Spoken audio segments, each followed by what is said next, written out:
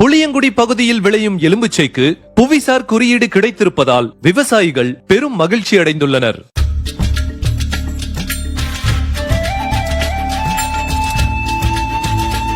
தமிழகத்தில் எலுமிச்சை உற்பத்தியிலும் விற்பனையிலும் முதலிடத்தில் இருக்கிறது புளியங்குடி. எலுமிச்சைக்கென்று தனிச்சந்தை இருப்பதால் இந்த ஊர் லெமன் சிட்டி எனவும் அழைக்கப்படுகிறது.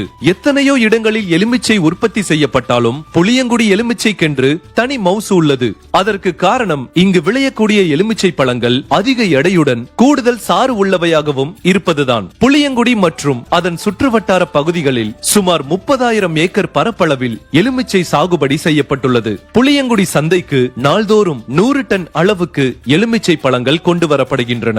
சந்தையில் வைத்து தரம் வாரியாக பிரிக்கப்பட்டு பொது ஏலத்தில் பழங்கள் விற்கப்படுகின்றன. தமிழகத்தின் பல்வேறு மாவட்டங்களுக்கும் கேரளா, கர்நாடகா உள்ளிட்ட வெளிமாநிலங்களுக்கும் அதிக அளவில் இங்கிருந்துதான் எலுமிச்சை பழங்கள் அனுப்பி வைக்கப்படுகின்றன. இந்த நிலையில்தான் புளியங்குடியில் விளையக்கூடிய எலுமிச்சைக்கு மத்திய அரசு தற்போது புவிசார் குறியீடு வழங்கியுள்ளது. இதன் மூலம் தங்களது நீண்ட நாள் கோரிக்கை நிறைவேறி இருப்பதாக விவசாயிகளும் வியாபாரிகளும் மகிழ்ச்சி தெரிவித்துள்ளனர். புவிசார் குறியீடு கிடைத்திருப்பதால் புளியங்குடி எலுமிச்சைக்கான ஏற்றுமதி வாய்ப்பு அதிகரிக்கும் என்றும் புவிசார் குறியீட்டுடன் ஏற்றுமதி செய்யப்படும் பொருட்களுக்கு சர்வதேச சந்தையில் உயரிய மதிப்பு உண்டு எனவும் விவசாயிகள் மகிழ்ச்சி தெரிவித்துள்ளனர். தென்காசி லைஃப்